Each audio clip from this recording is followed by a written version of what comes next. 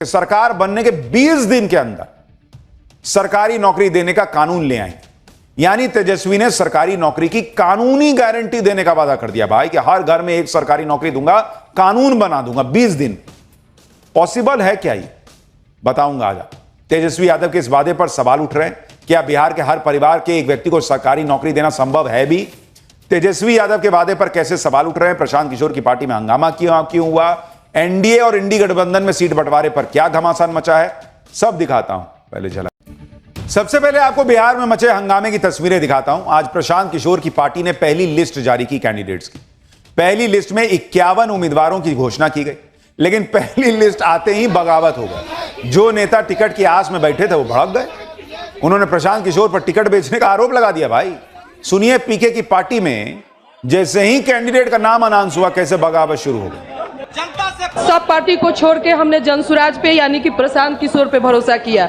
जब से उनका पैदल यात्रा चला है, उनके साथ पैदल यात्रा चले हैं 200 और 250 को साथ में बात करते हुए, और अभी तक मशरक में अगर कोई जनसुराज को जानता था तो अपने घर में कार्यालय खुलवाए, क्योंकि वहां डर के मारे कोई जो वर्तमान में जो लोग हैं नेता, उनके डर के चलते कोई काम नहीं करता था, घूम नहीं पाता था, जनसुराज को कोई सपोर्ट नहीं करता था। तब से लेके आज तक हमको टिकट नहीं मिला। बताइए, तब से लेके आज तक मैडम इतना मेहनत की, इनको टिकटें नहीं मिला। ये लोग पॉलिटिक्स बदलने आए हैं, लेकिन यही तो पॉलिटिक्स हर पार्टी में होती है। टिकट नहीं मिला तो बगावत हो गई, तो क्या बदले? प्रशांत किशोर को लेकर ये बातें बिहार में चल रही हैं कि आखिर वो किसका खेल बिगाड़ेंगे। क्या मोदी नीतीश का खेल बिगाड़ेंगे या फिर लालू तेजस्वी का? प्रशांत किशोर की पार्टी ने जो पहली लिस्ट जारी की है, उसमें 17 अति पिछड़ा कैंडिडेट हैं जो नीतीश कुमार के लिए परेशानी हो सकते हैं, क्योंकि अति पिछड़ा नीतीश कुमार का वोट बैंक। लिस्ट में 7 महिला कैंडिडेट हैं, ये भी नीतीश कुमार के लिए परेशानी हो सकती हैं, क्योंकि महिलाएं नीतीश के नाम पर वोट देती रही। लिस्ट में 3 यादव, 7 मुस्लिम कैंडिडेट हैं, ये लालू तेजस्वी के लिए परेशानी खड़ी कर सकते हैं। आरजेडी के मुस्लिम यादव समीकरण को चैलेंज मिल सकता है। लिस्ट में 7 दलित और 9 अपर कास्ट कैंडिडेट हैं। दलित कैंडिडेट चिराग मांझी जैसे नेताओं और अपर कास्ट कैंडिडेट बीजेपी को नुकसान पहुंचा सकता है। लेकिन आज बिहार में सबसे बड़ा तूफान तो तेजस्वी यादव लेकर आ गए। तेजस्वी यादव ने आज बिहार में हर घर में एक सरकारी नौकरी देने का वादा कर दिया।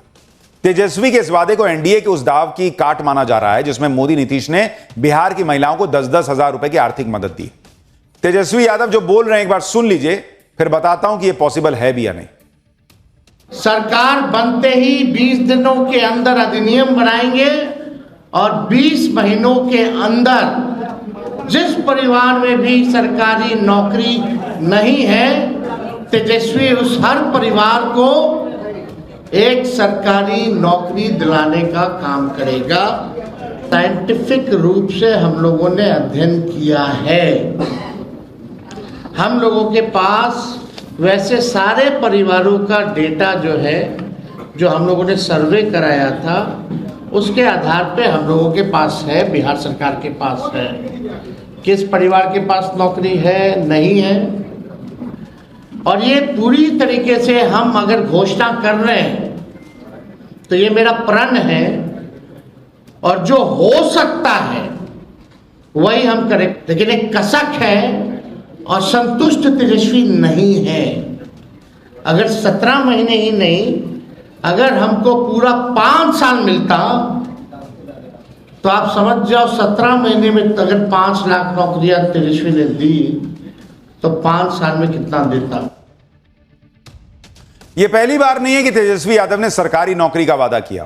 इससे पहले भी तेजस्वी यादव ने एक दिन में 10 लाख सरकारी नौकरी देने का वादा किया, लेकिन जब सरकार में आए तो उन्होंने खुद मान लिया कि वो 17 महीने में 5 लाख सरकारी नौकरी ही दे पाए थे। सुनिए एक बार। हम इतना जरूर कहना चाहेंगे, पहले हमने कहा है कि पहले कैबिनेट मीटिंग में सरकार बनती है तो पहला दस्तखत जो होगा, हस्ताक्षर जो होगा, वो 10 लाख नौजवानों को रोजगार देने का होगा, जो कि स्थायी होगा, सरकारी होगा। और 17 महीनों में हम लोगों ने एक भी पेपर लीक नहीं होने दिया। 5 लाख लोगों को सरकारी नौकरी दिया। एक दिन में 10 लाख नौकरी देने का वादा करने पर 17 महीने में खुद कह रहे हैं कि 5 ही लाख दे पाए, तो 20 दिन में सोचिए कह रहे हैं कि कानून बना देंगे और हर घर को सरकारी नौकरी दे देंगे, तो इसमें कितना टाइम लगेगा। अब तेजस्वी यादव वादा कर रहे हैं कि बिहार के हर परिवार को सरकारी नौकरी दे दूंगा, लेकिन क्या यह संभव है? आपको यह भी बताता हूं कि अगर आप इसको देखें कि क्या यह एक्चुअली में पॉसिबल भी है कि वो हर घर में एक सरकारी नौकरी दे दें। बिहार में अगर आप देखेंगे, बिहार में कुल परिवार जो है बिहार के अंदर, अगर उसकी आप संख्या देखेंगे तो वो है 2,76,00,000 परिवार हैं बिहार के अंदर। 2,76,00,000 परिवार। सरकारी नौकरी में कितने लोग हैं? सरकारी नौकरी जो है उसको अगर आप देखिएगा, सरकारी नौकरी, उसमें कितने लोग हैं भाई? 20 लाख लोग वो अभी सरकारी नौकरी में। ठीक है, यानी नौकरी अभी देनी कितनी होगी और कितनी नौकरी देनी होगी? और देनी होगी 2,56,00,000 परिवार को, और हर घर से कह रहे हैं एक देंगे। भाई 2,76,00,000 परिवार है, हर घर से एक देंगे मतलब 2,76,00,000 सरकारी नौकरी देंगे। अभी 20 लाख सरकारी नौकरी में है, तो एक तो इतनी नौकरी, करोड़ों सरकारी नौकरी कहां से लाएंगे?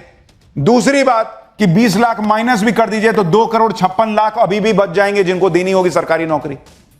2,56,000 सरकारी नौकरी कहां से देंगे? अगर एक नौकरी में औसत सैलरी 30,000 रुपया है,